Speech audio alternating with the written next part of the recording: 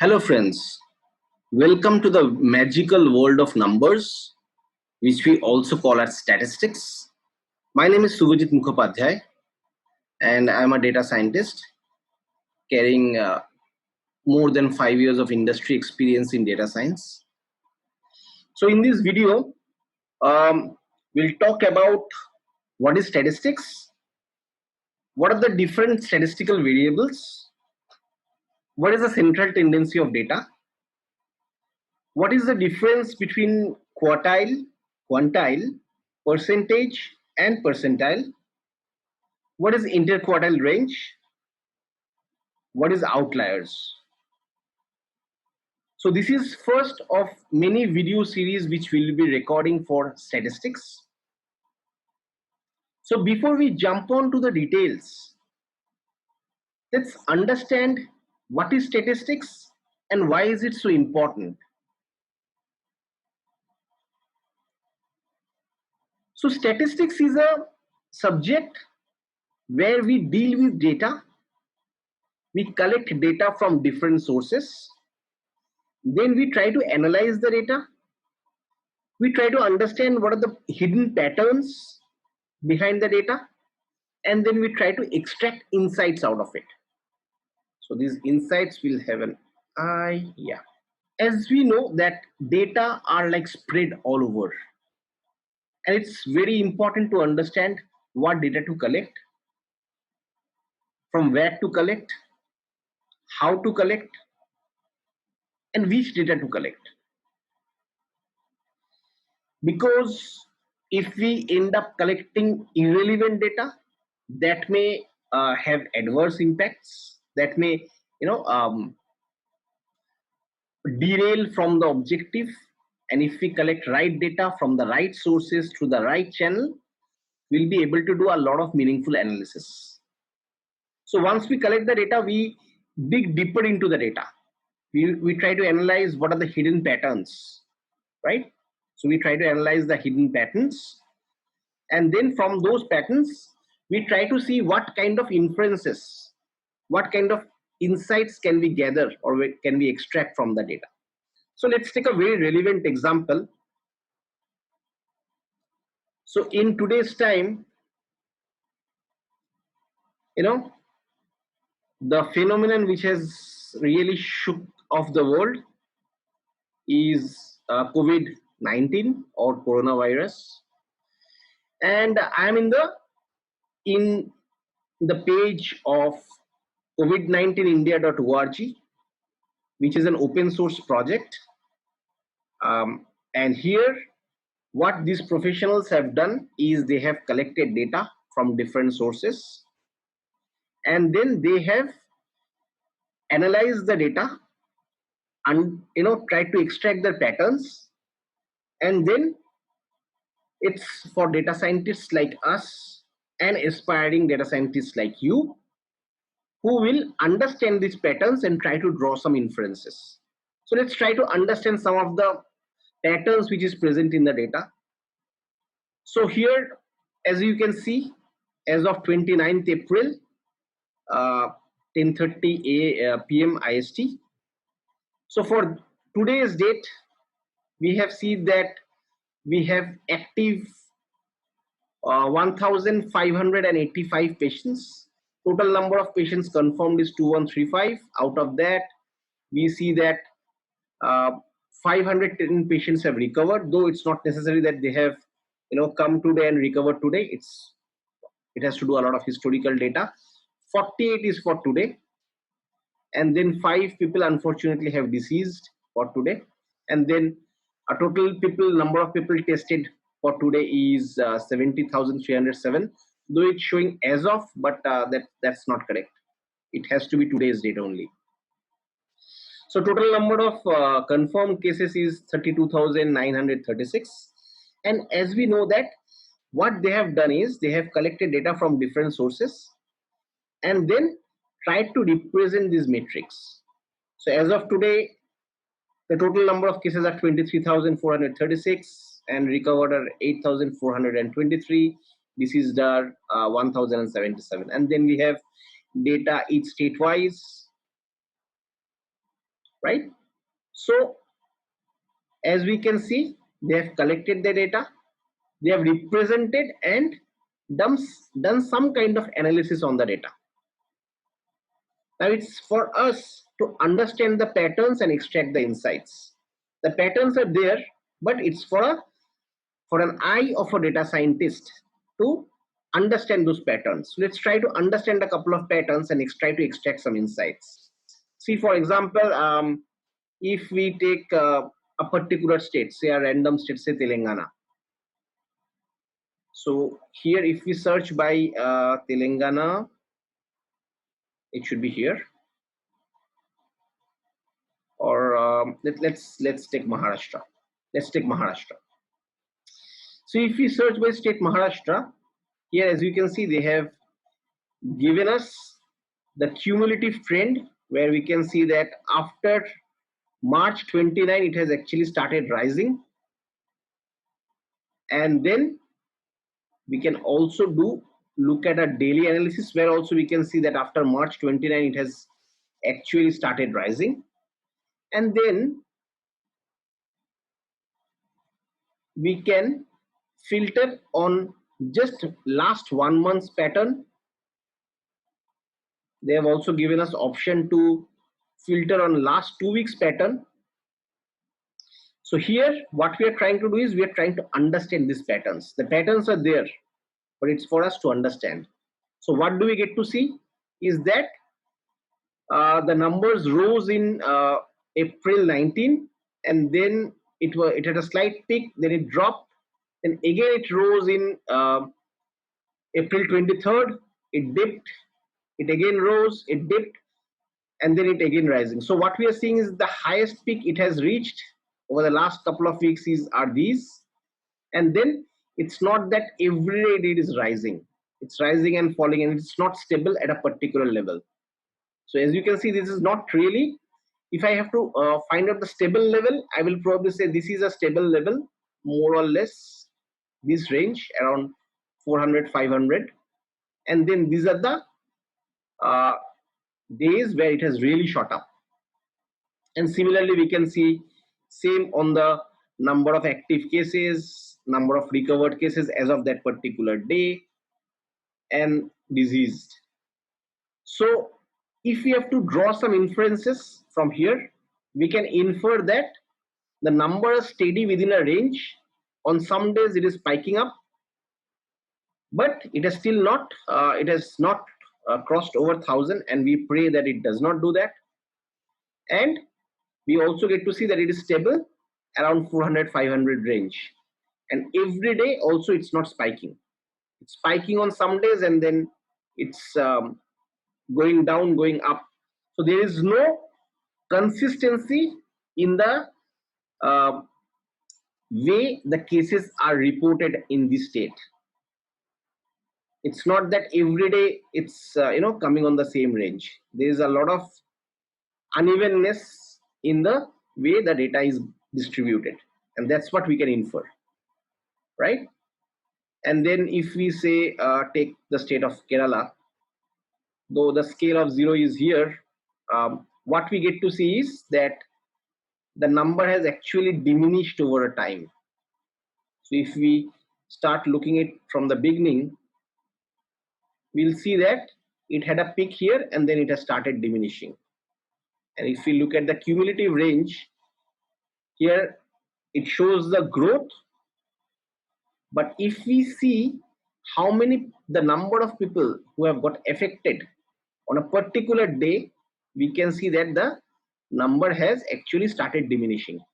So then we can infer that this state is doing quite well when it comes to not letting the disease spread. So that's way. So we collected the data from all different sources, different hospitals, government websites, state government, central government. Then we we analyze the data by extracting meaningful information or meaningful matrices, like per day, how many patients are getting recovered, how many patients are deceased, how many patients are newly detected. So we understand all the data points which needs to be analyzed, and then we extract those particular data points. We understand the patterns, that whether the pattern is stable, it's going up, going down, and then we make some inferences or extract some insights that this particular state is doing well. For this state, the numbers are still not very high, or it's still hovering around a particular range, and then we make some inferences or insights. So statistics is this field of study where we play with large numbers. It's the magical world of numbers. Data or numbers, if you are not using it to your advantage, it's as good as of not having it. So now we'll look at different aspects of statistics. So the two high-level categories of statistics are descriptive statistics and inferential statistics.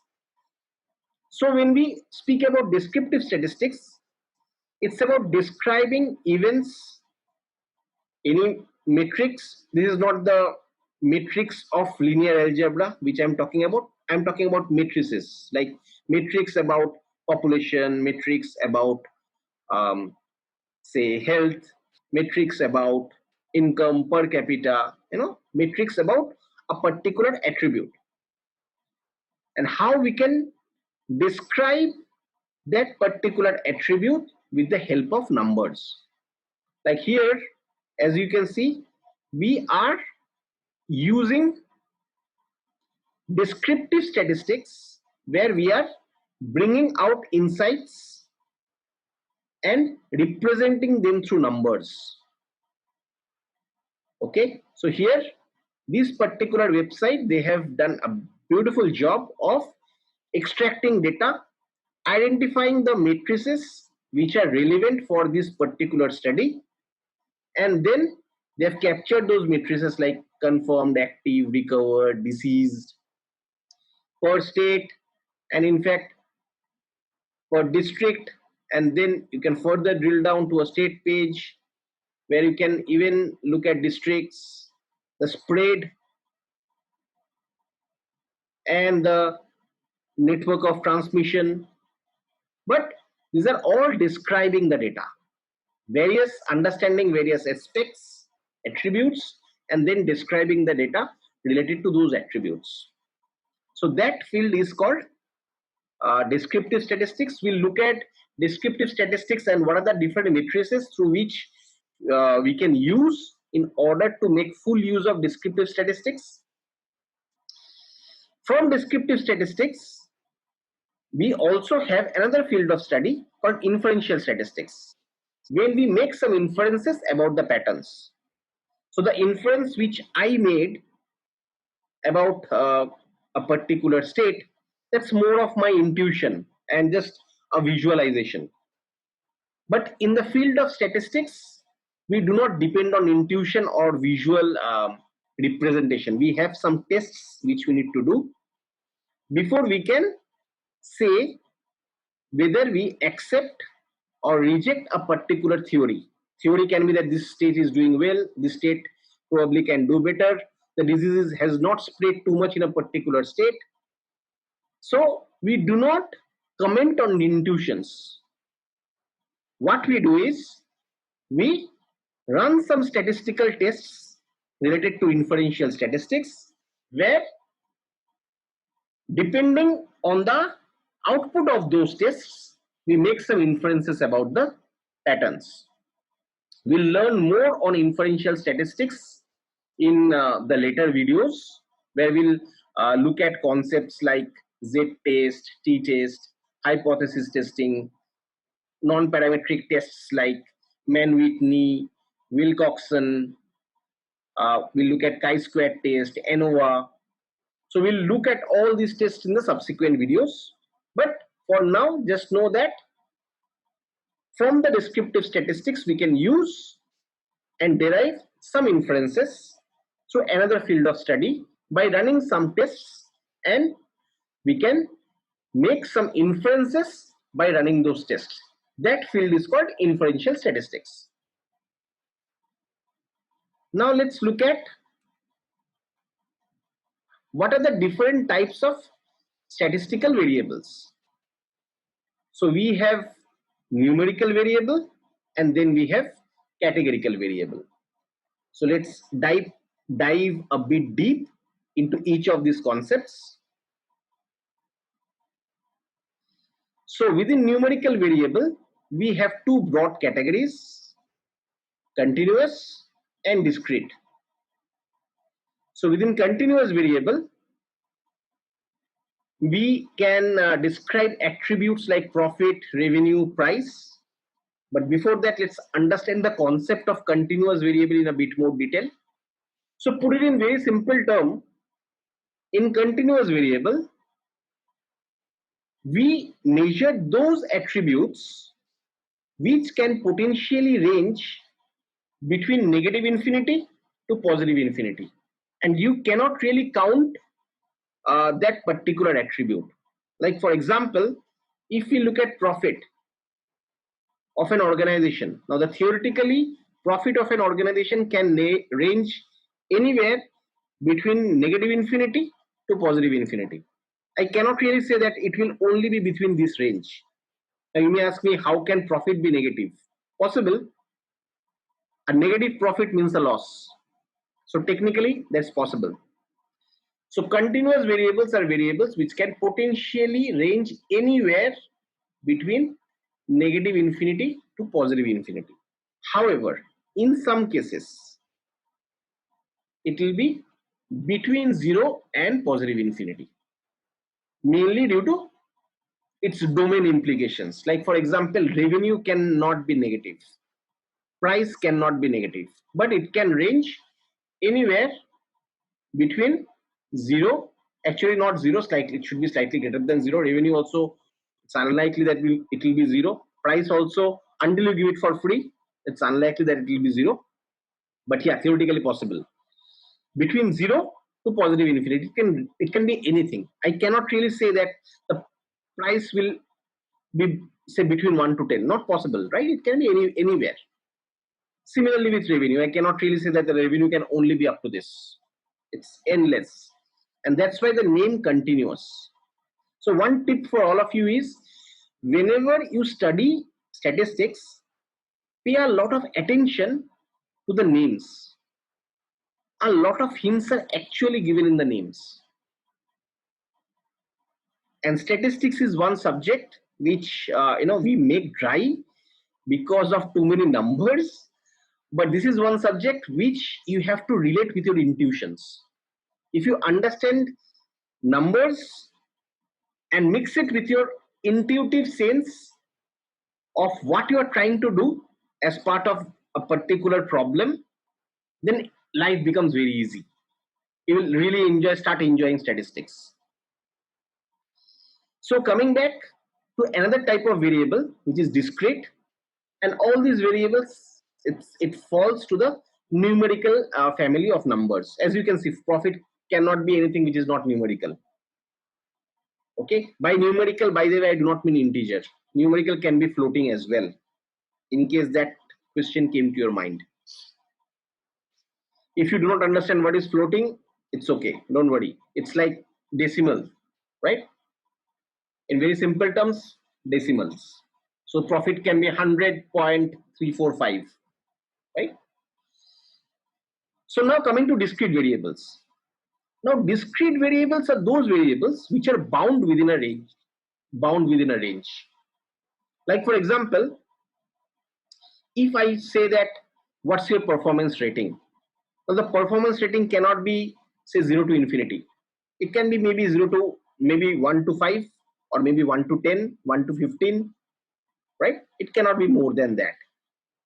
If we talk about age, theoretically age can be continuous variable, but practically age is discrete, because we know that the maximum longevity which we have seen is maybe 148 or 150 years, if I can remember correctly. So the age most likely has to be between this range.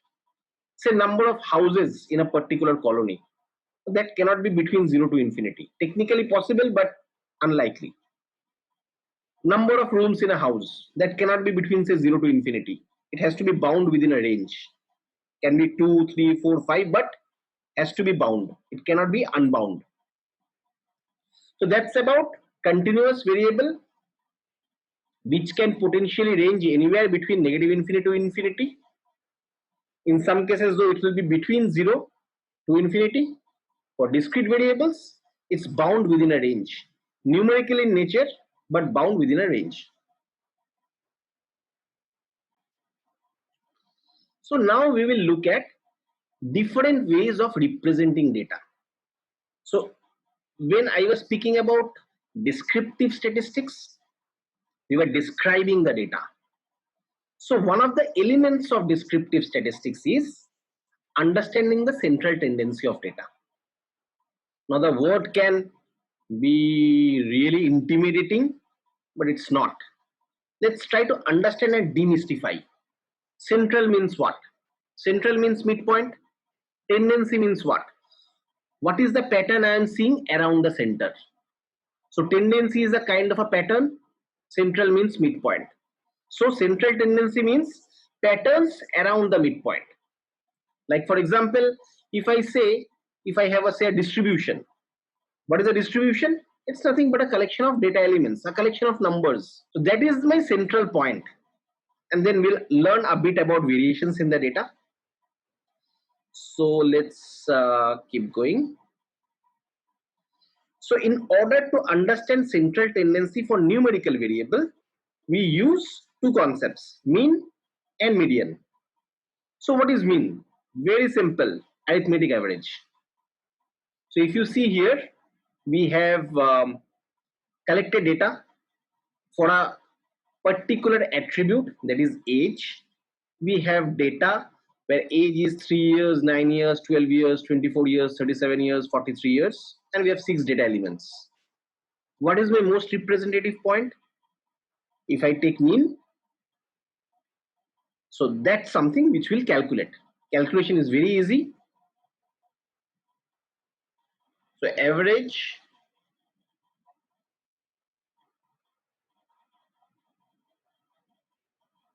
or mean is the sum of age.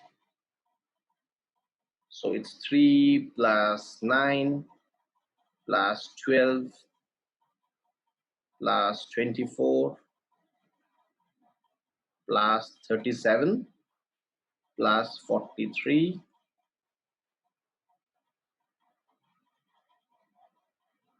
divided by 6. As we can see, there are 6 data elements. So 9 plus 3 is 12, 24, 48, 85, 128. I guess I'm right. 128 divided by 6 should be 21 point something. Should be 20. Let's just validate using calculator. So we have 3 plus 9 plus 12 plus 24 plus 37 plus 43. 128 is correct. 21.33.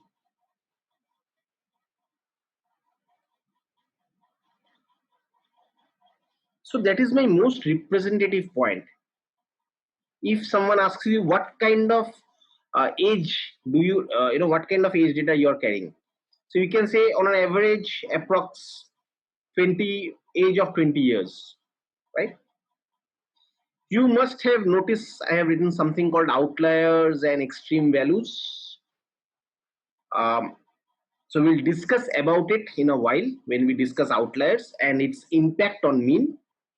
But let's now move on to median, which is the second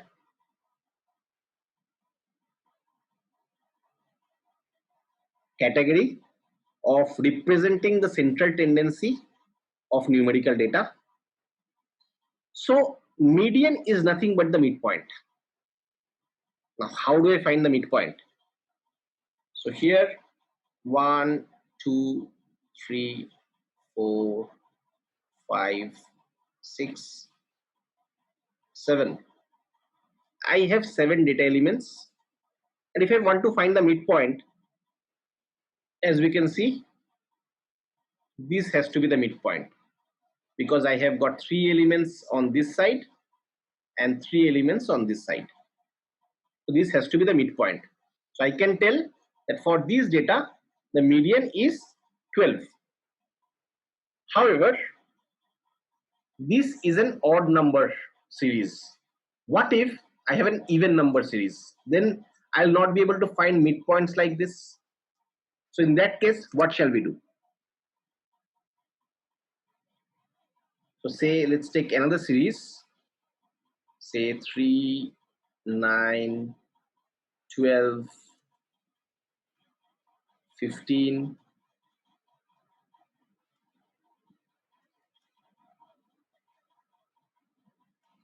18 and 21.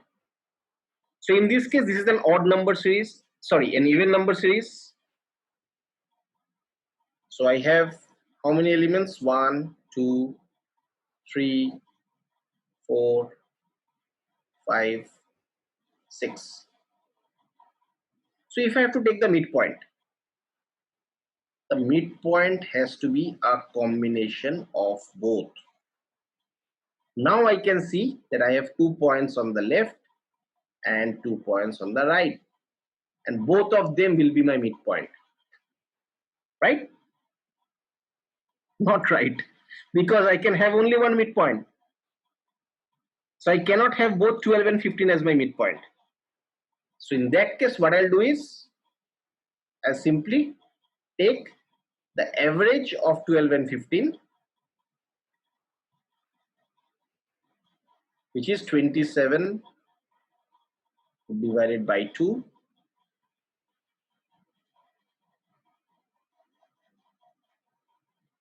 and the answer is 13.5. So in the first scenario, the median is 12, and the second scenario, the median is 13.5. Now we'll look at way of measuring central tendency, which is called mode. But before going there, we'll also just take a couple of steps back and look at non-numerical data. So if you remember, we had spoken about numerical and categorical data.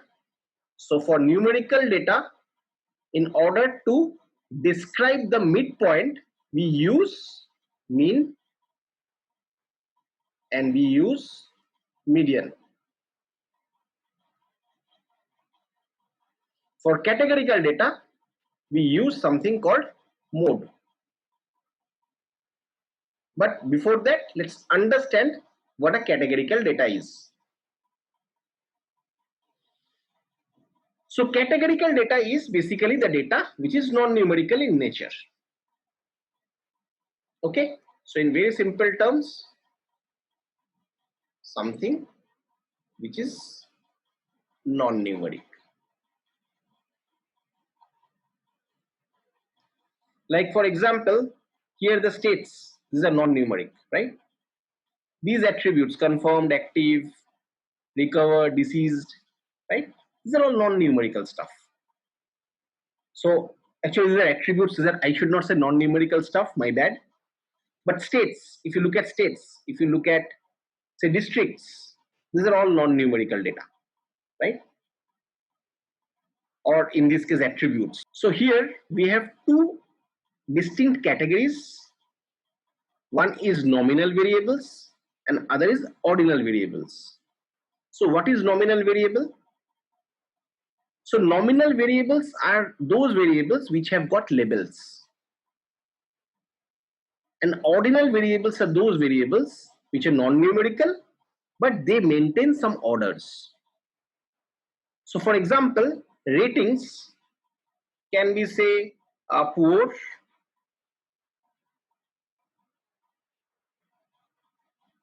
average, good, best. So as you can see here, there is some order, and I can say best is better than good, and average and poor. Good is better than average but not better than best. Good is still better than poor. Average is better than poor but not better than good and best. So it maintains some kind of orders. Now for month, so I can say that February is greater than January. There is some order.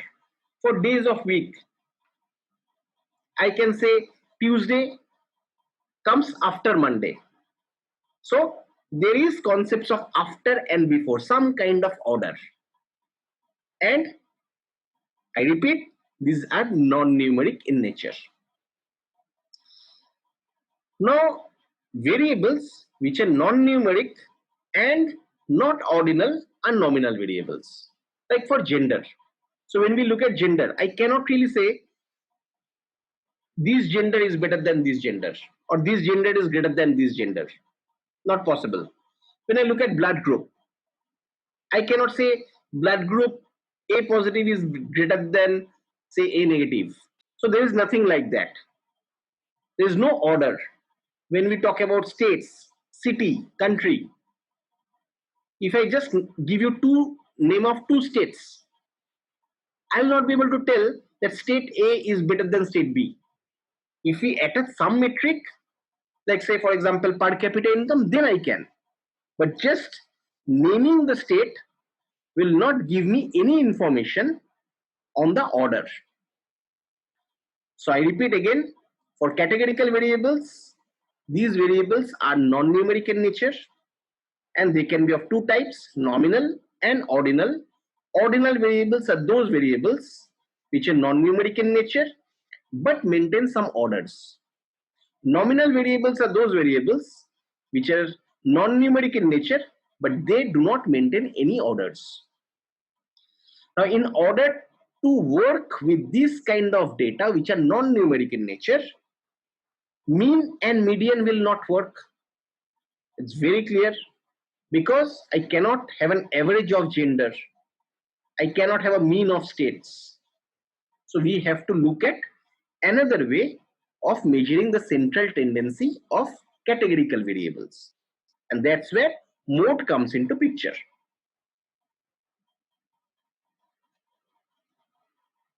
Okay. So mode is my most frequent value. Like for example, it can be, by the way, used in both numerical data as well as categorical data.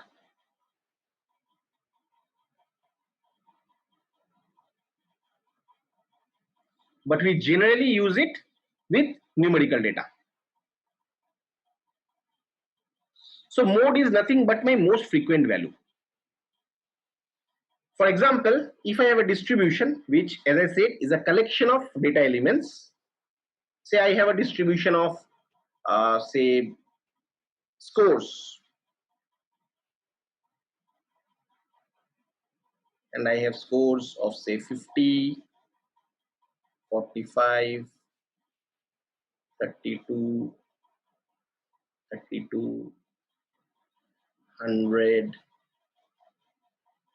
5,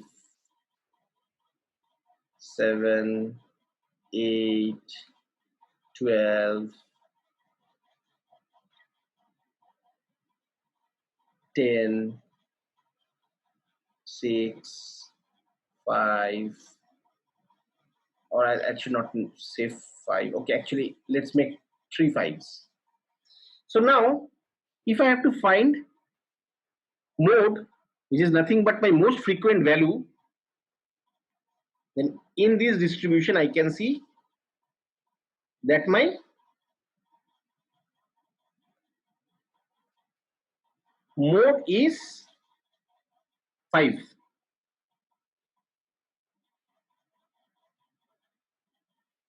So here I have data where my mode is 5. But with mode, can I say that this is my midpoint? No. This is just the most frequently occurred value. But this cannot be my midpoint. So as we can see, mode cannot really be used as a central tendency. But at the same time, it can be very useful when it comes to categorical variables. Like for example, if I have data where I have say captured ratings,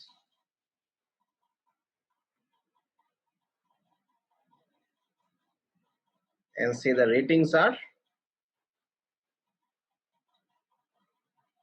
good, good, average, good, average. Oh, I should maintain the same nomenclature.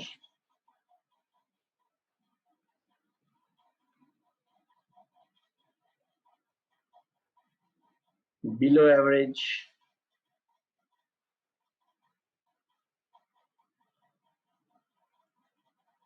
poor. So now if I tell you which type of category represents your data the most.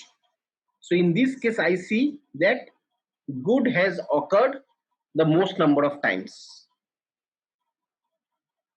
And good is, when used as mode, can be useful in order to measure the distribution of a categorical data and understanding the central tendency to some extent. Though we should not use the word central tendency for categorical data, but good in this case is one of the most representative data points. Let me put it like this. Let's also look at a couple of interesting thing about modes. So if you see this particular distribution here,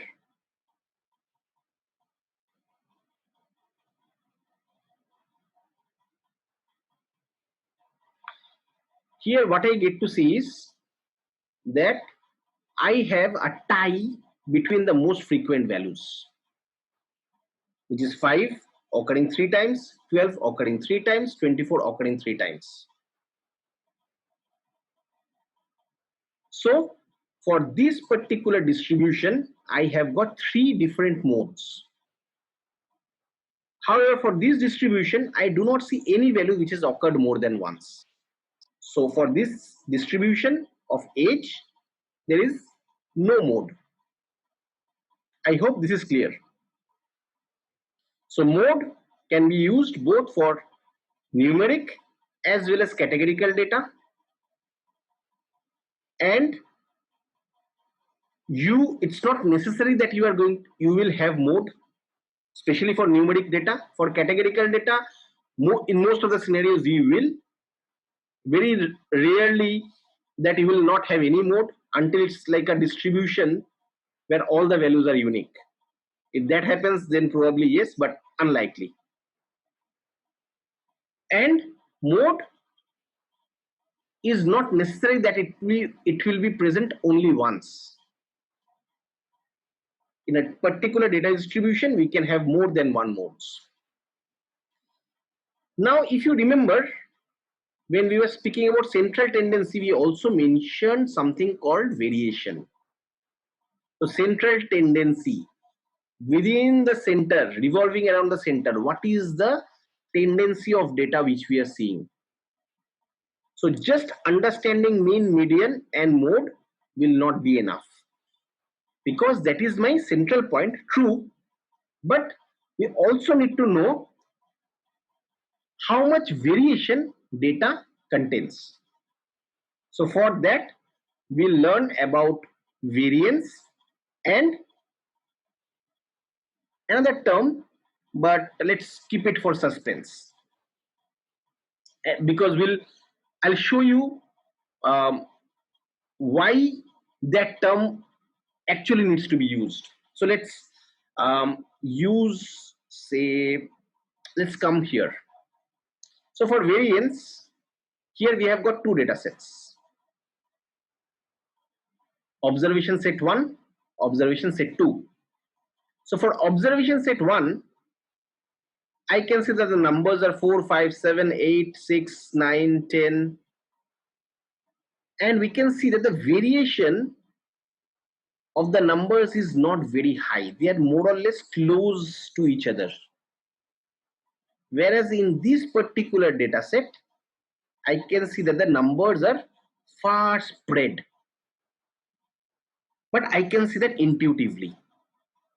And as I said, in statistics, intuition works. But in order for you to make any inferences, we have to do some kind of tests. We have to prove it. It's because in this case, it's very clear. But in your working examples or in your working experience, you will find a lot of scenarios where things can get borderline, where your intuition may or may not work. So we need to have a proper matrix through which we can define the variation within a particular data set. So that particular way of measuring variation within a data set is called variance. So let's come to Excel and let's try to put these numbers 4, 5, and we have 7, 7, 8,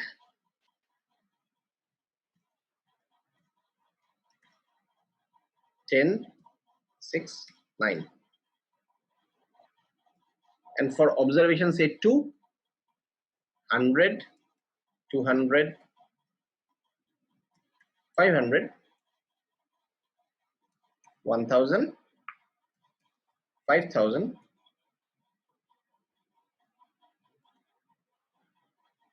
and then 10,000.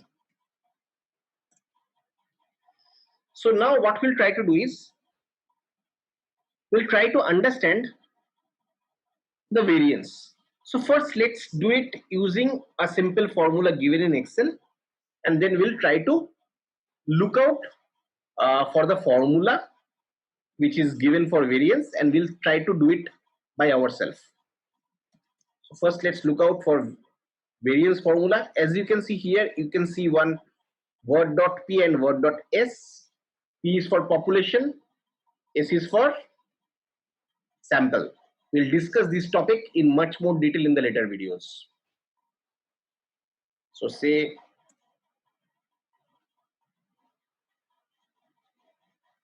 I take all these records and I can see that the variation or the variance for observation set 1 can be represented through a number 4.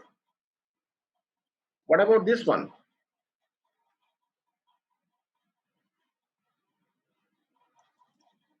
Oh, it's huge, right? So as expected, the variation in this dataset is huge, and in this dataset, it's comparatively less. Now, how does the formula work behind the scenes? It's very simple. So in order to calculate variance, the first step, what we'll do is calculate the average or the mean. So let's calculate the mean.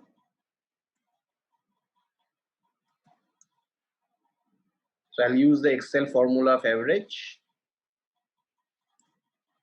It's 7.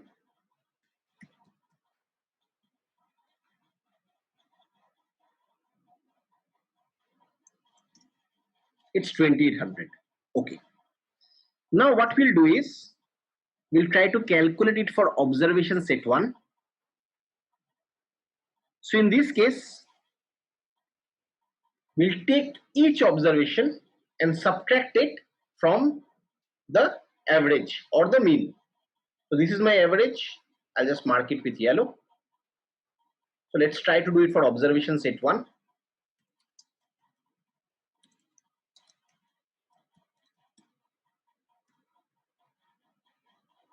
So I'll take this one and then subtract it from mean. And then I'll take this record and subtract it from mean. Just try to drag this and see if this works.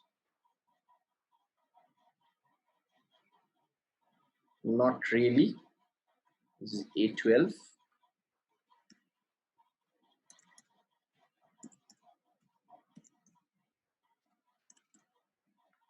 Now it does. So take from each observation and I have subtracted the mean. So as you can see, for the first one it's -3, then -2, 0. Of course, 7 minus 7 is 0. 8 minus 7 is 1. 10 minus 7 is 3. 6 minus 7 is -1. And 9 minus 7 is 2.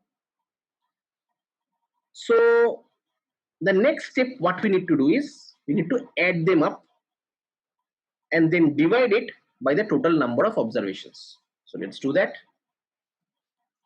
We'll try to add these numbers up.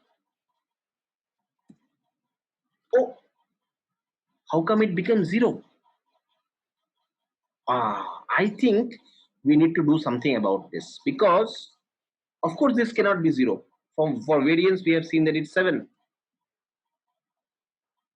Now think and pause this video for a moment and think, why did it come to 0? On a count of 3, 2, 1, and the answer is here. As you can see, that the negative and the positive numbers cancelled each other out. So just subtracting the number and the mean will not do. We have to do something else. And how we can get rid of this positive negative problem? Simple. Just square them up. So when we square a negative number, it becomes a positive number. So if this is the case, let's take this, then just square it up.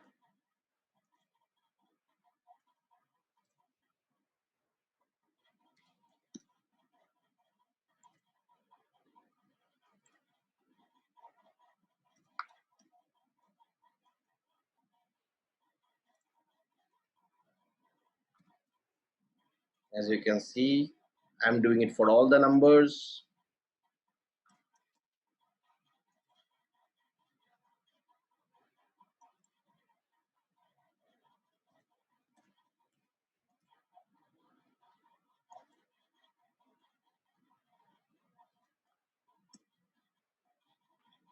So now I can see it's 28. Okay. Now what we'll do is, by the way, I think few minutes back I said that the variance is 7, not the variation is 7. The variance is 4. This is the variation and this is variance and this is the mean or the average. So now what we'll do is, this number I'll just divide it by the total number of observations and we get 4. In some cases you will see that the denominator, people give total number of observations -1. So here it will be 4 minus 1, but we'll go to that later, because we have to, for that we have to understand the concept of population and sample. We'll cover it for another day in one of the later videos. So for now, as we can see, we are happy. This 4 and this 4 has matched. So life is good. Now, what we did in order to negate numbers is that we probably became a bit more harsh. Why harsh? Because now what will happen is that if a number is quite far away from the mean and I'm squaring it up, so the effect of the number being far away from the mean gets magnified. Like for example, this number is far away from the, comparatively far away from the mean. For this, the effect has magnified, right? So in order to negate that, in order to negate the effect of square, what we can do is the variance which we have got, we can just take a square root of it.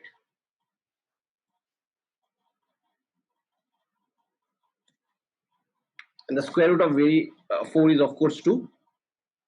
So these two, we call it as standard deviation.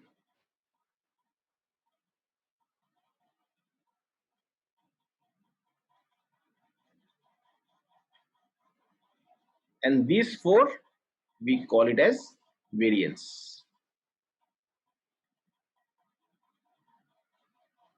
So in variance, the problem is I'm punishing a bit more than what it should be. So in order to negate that punishment, I'm taking a square root. And I'm trying to reduce the quantum of punishment. And we generally use the term standard deviation when we talk about central tendency. We do not use the variance. Now, remember one thing. What we could have also done is, rather than squaring it up, we could have just taken the absolute value, which means 4 minus 7 is minus 3. If I take the absolute value, that becomes 3. We could have done that as well. But some kind of punishment we have done for the points which are a bit far away from the mean, right? Because if we just take the absolute value, then I'm not punishing at all, or I'm punishing quite low. So when we do variance, we punish the point more, but then later we realize that we have probably punished it a bit more than what it should have.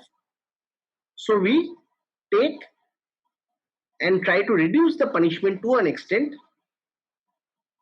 which we call as standard deviation. One point to note here, the squaring of mathematical operation is more of taking an exponential. Square root or square root, be it cube root, right, is not the reverse operation of exponential. So you may think, okay, if I have done square, the reverse mathematical operation is square root. That is not the case. The reverse operation of exponential is, pause the video for a moment and refresh your class 12 mathematics if you have done. And the answer is logarithm. Though we are not going to talk about logarithm here, but just for general knowledge. A lot of times I have seen learners where they think that the reverse operation of square root or square is square root, that's why we are doing it, but mathematically that is not the case. Okay, so I hope up to central tendency it is clear. So now we have understood central, which is the midpoint, and the tendency of data, which is the variation around the center. So when we describe the central tendency of data, we speak about variance and standard deviation.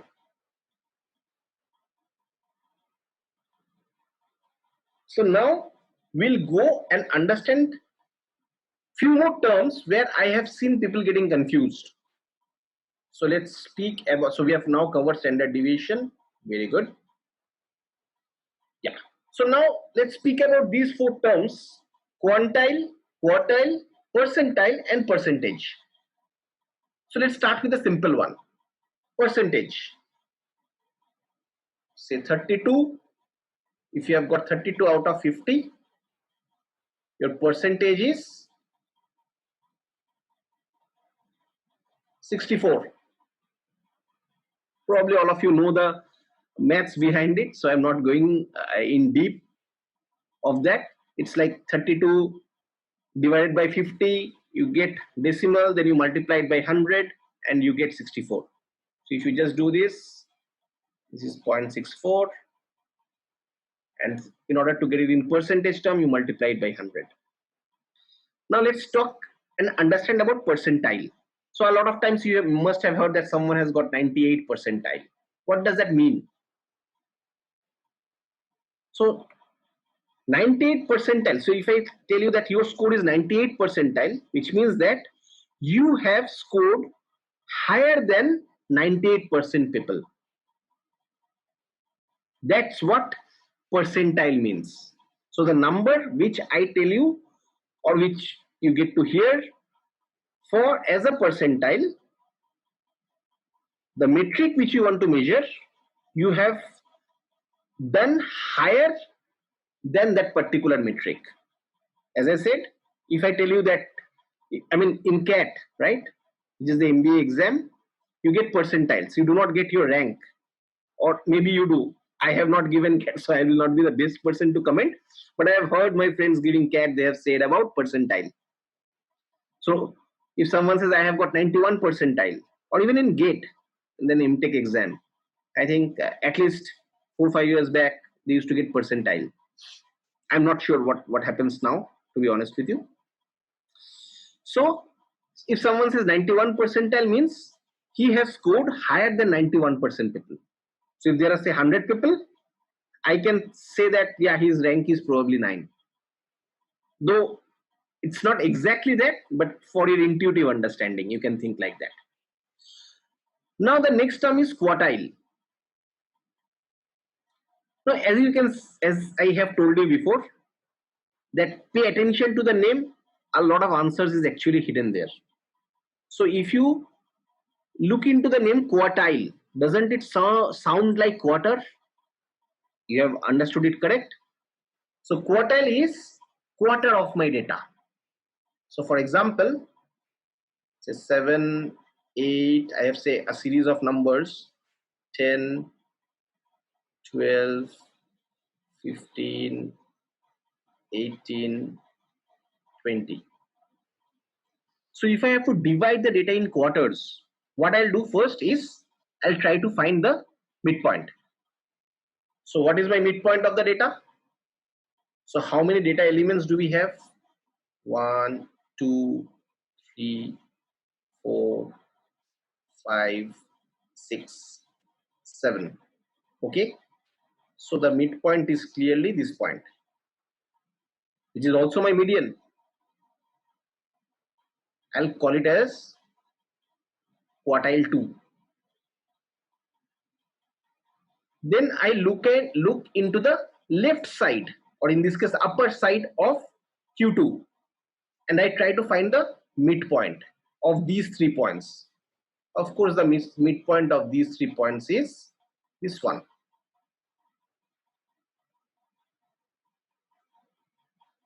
And the lower end,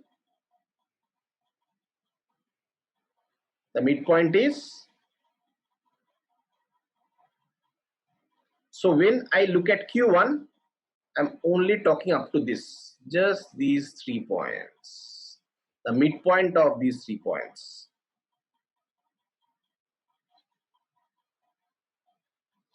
Now, if on this side or this side, if it's not an odd number, if it's an even number, then you do exactly what we did for median. You take the average of that midpoint. So here we have Q1, Q2, and Q3, and these are called quartiles.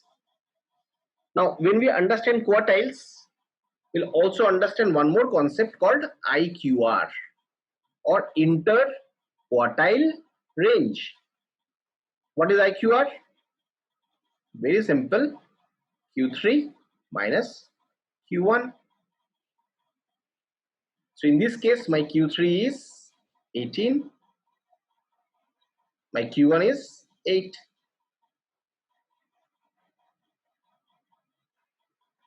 So interquartile range for this data distribution is 10. We'll come back more into interquartile range in a moment, because we'll use it to calculate outliers, But for a moment, let's shift our attention to quantiles. So for quantiles, let's say take the same data, 7, 8, 10, 12, 15, 18, and 20. Now, suppose if I tell you how many records do we have? 7, right? So let me just add 2 more for the ease of convenience. 25. Okay. Now, if I tell you that divide the data equally and make 3 quantiles. So which means, so here the data is distributed proportionally, and in this data, if I have to divide the data in 3 quantiles, then it will look like this. For quantiles, as you can clearly understand, there is no restriction. I can divide this data into a quantile where I can have 2 elements each. Right? I can have 2 elements, 3 elements, 4 elements. That's depending on what kind of requirements do we have. But in quantile, I try to segregate the data into equal proportion.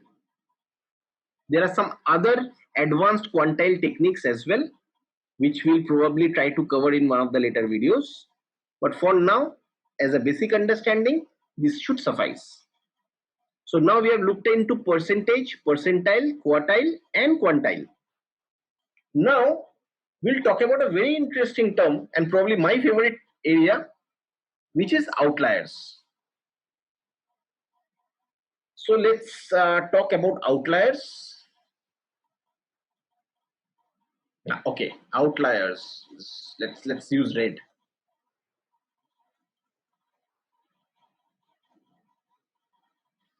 So again, if you remember what I had said, pay attention to the name. If I break it,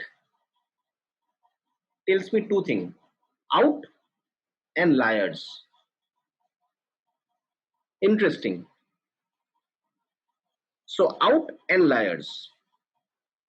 So let's take an example. Let's take an example of say 4, 5, 7, 8, 1, 2, 3, 4, 5.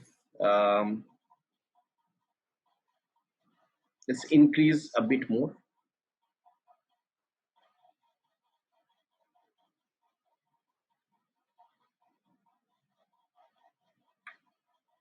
So when I look at this data, if some number, if you know, in very early age of mathematics, we used to find odd numbers that's like doesn't belong to the distribution. Check the odd one out, not the odd number out, odd one out, right? Take the odd number out. Odd is in this case is not the odd number series, or odd even not that odd. Something which like looks a bit odd in this distribution. As I said, with our naked eye, we can see that this number looks odd, like, and it looks as if it doesn't belong to here. It's out of here, and it's lying. It's lying in this number is a liar in the context of this data. That's good. Intuitively, we can prove it. But as I said, in statistics, intuition is not good enough. We have to understand the subject intuitively, but we have to prove everything mathematically. So let's do one thing. Let's first try to find the midpoint of the data. So this is my Q2. This is my Q1. This is my Q3. So Q3 minus Q1 is my IQR.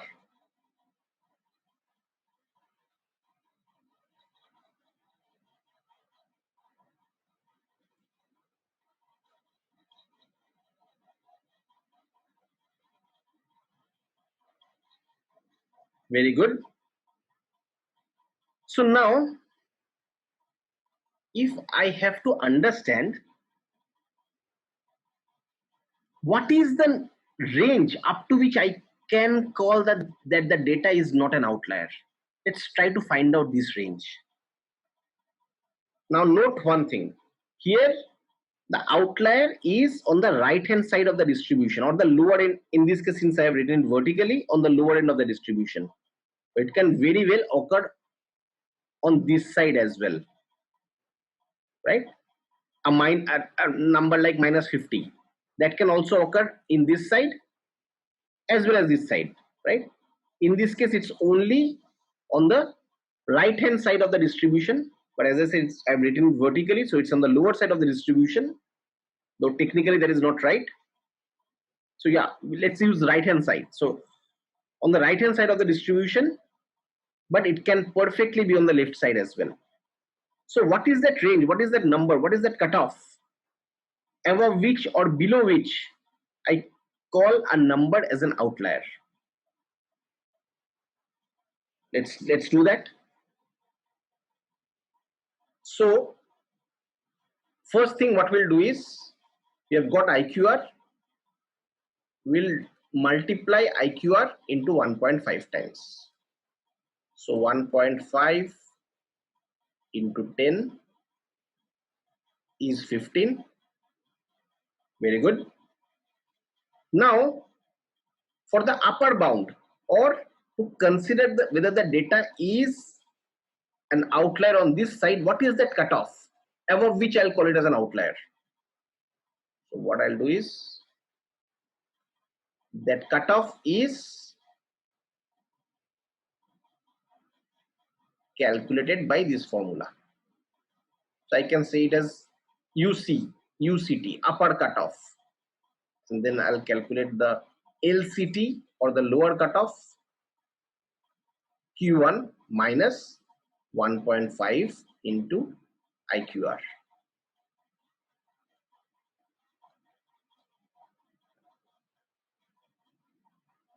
So here Q1 is 5, we know that, and 1.5 times into IQR is 15.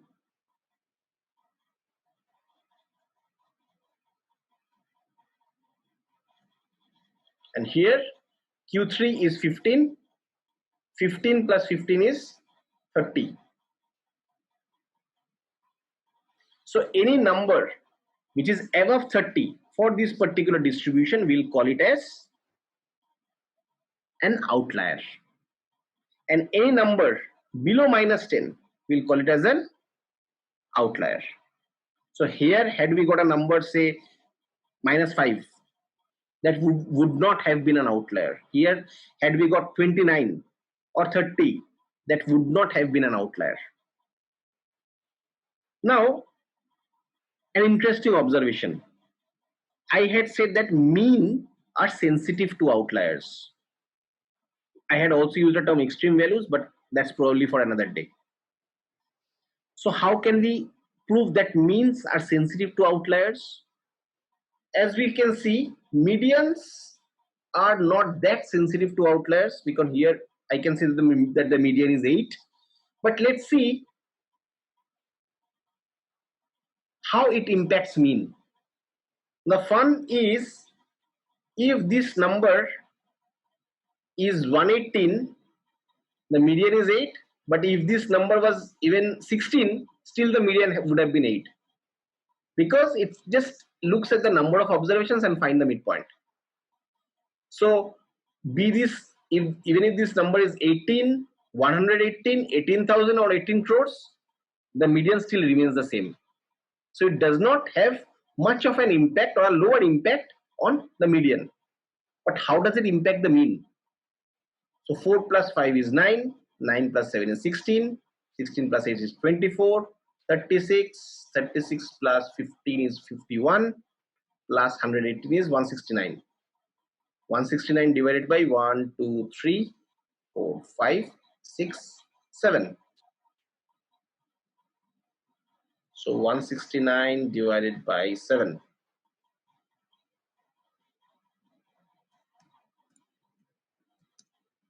24, right? So we got 24.14. Yeah, because 24 sevens is 168.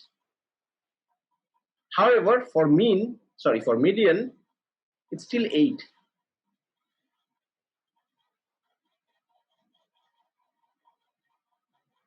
So mean gets impacted by outliers. Median does not really get impacted by outliers, or has a lower impact.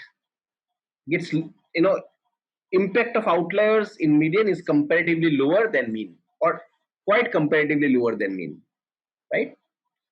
Now imagine if this number was like say 10,018, this average would have been even bit higher, but median would have still remained 8, because doesn't matter whatever this number is, this still remains the midpoint. So now we have understand outliers. Now let's look at an interesting aspect of outliers. Is it all what we have learned about outliers? Not really. Let's have some fun. So let's take a quick quiz. Suppose I'm talking about salary, say in lakhs per annum. So if you're not familiar in lakhs, it's like 100,000.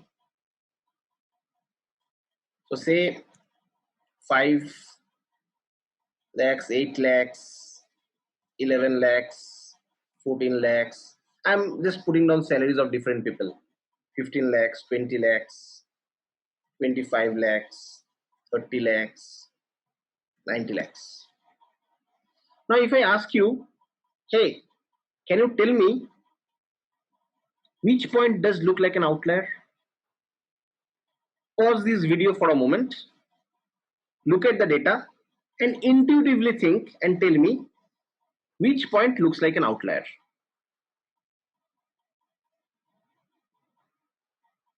On a scale of 3, 2, 1, and most of you have said 90 looks an outlier. I'll not do the calculation here, but if you have said 90, intuitively you are correct. So yes, 90 for this distribution is an outlier. But now if I add another column to this data and say experience. So experience of the people in years, right? Experience, I say I measure in years. If I say 3 years, say 5 years, 7 years, 9 years, 11 years, 14 years, 18 years, 20 years, and say 50 years, or say 40 years, for example. So I have collected data like this. Now suppose if I change this record like this. Now look at the data and tell me what looks like an outlier. Are you still going to say that this will look like an outlier? So pause the video, think for a moment. And the answer is not really. This record looks like an outlier. Now, which means outliers can be of two types. One is called a statistical outlier and one is called a contextual outlier. So statistical outlier is when we look at the data for just one particular column, a column view of data. But when we look at the data from a row view, that is called a contextual outlier. And this record clearly looks like a contextual outlier.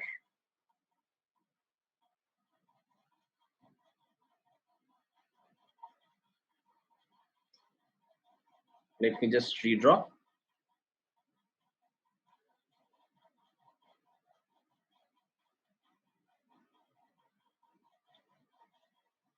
it clearly looks like a contextual outlier. So now if I just try to plot experience here and salary here, I'll find something like this.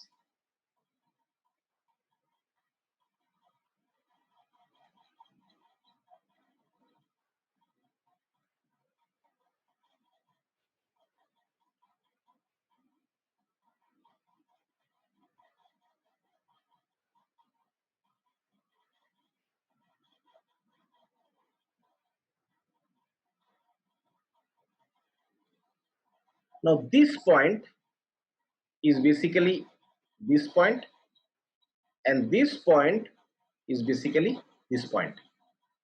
Now this point does not really look like an outlier. Yes, it's following the trend, but slightly on the higher side. However, this point looks clearly out of the distribution. So outliers can be of two types, statistical and contextual. Now we'll look at another concept called inliers. Now what is an inlier? Suppose I add a column here called degree, and I say that is a BTech,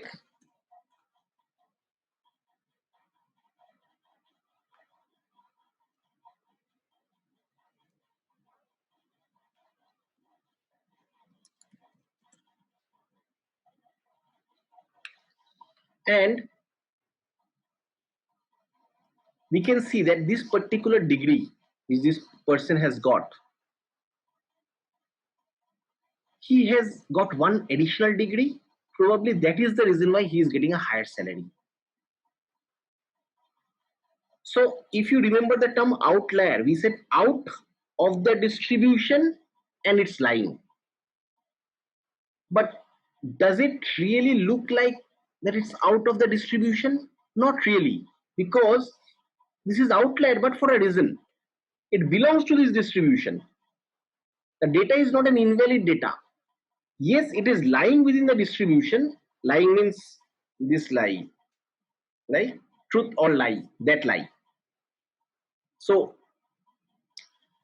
here this point is lying in the context of the data, but it it does not seem that it is out of the distribution. It does not seem odd. So let's take two examples. Suppose I'll say it as, say, case 2.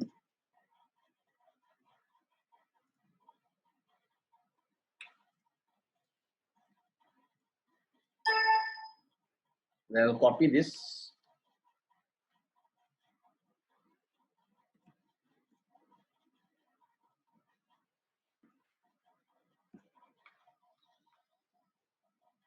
And suppose if this had been the case, then I would have said, no, it looks very unnatural that someone doing a BTech will get this kind of salary. Possible if he is from like a top institute, but if that is not the case, then it's not that feasible.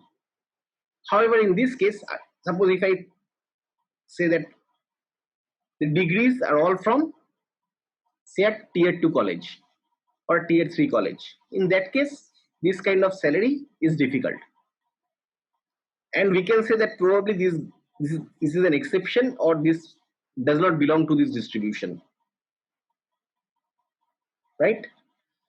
But the moment I add an additional degree, it looks valid.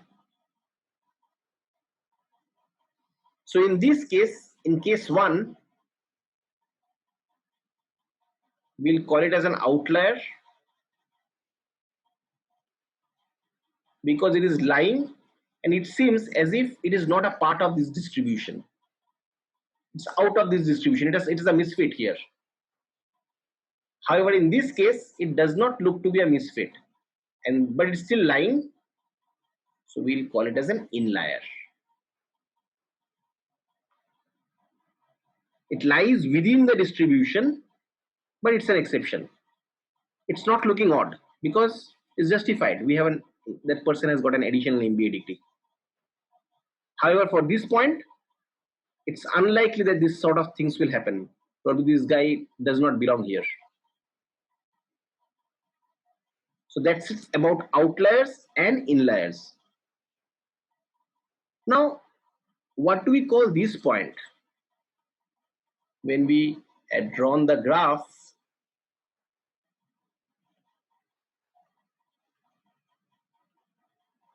we have seen that we have got a point like this. This point still has a gap from others, but it's more or less following the distribution.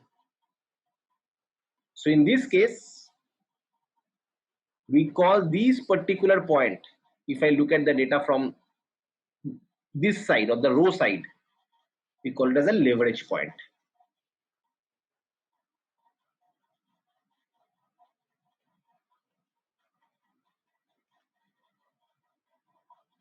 Okay, it's not an outlier. We call it as a leverage point, and this particular record,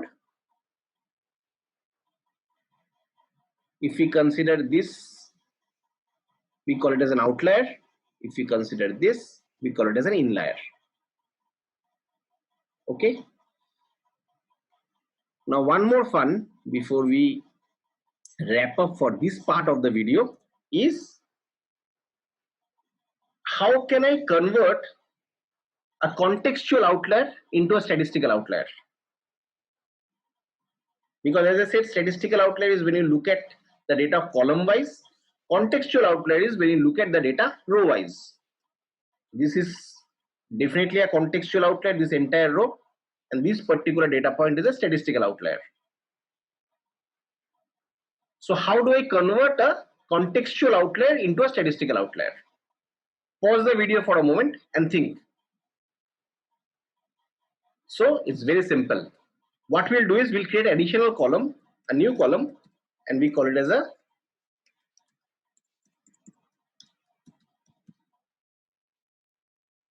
salary by experience.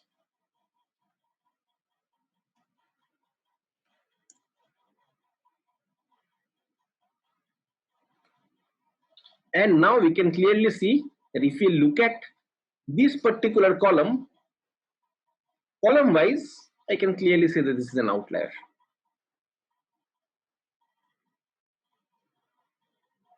I hope you had fun in understanding these concepts.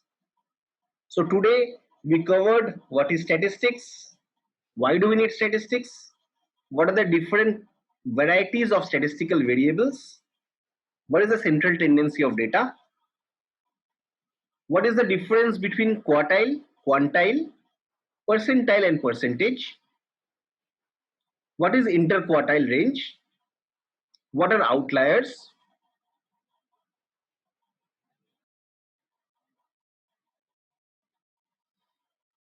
we also looked at what are inliers, leverage points, and I hope you had as much as fun going through the video as much as I had in teaching you these concepts.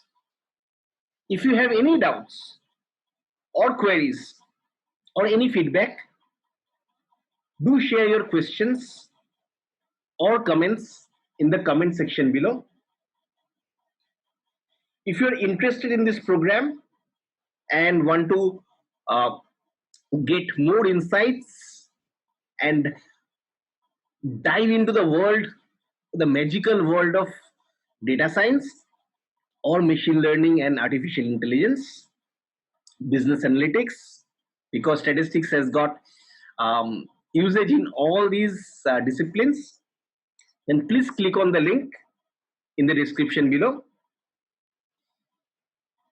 If you like this video, then please do us a favor, hit the bell icon, like, share, and subscribe if you have liked our explanation of the video, and spread the word. And do let us know if you want us to make more videos where we teach difficult concepts in a simple way. I thank all of you for watching the video. Happy learning.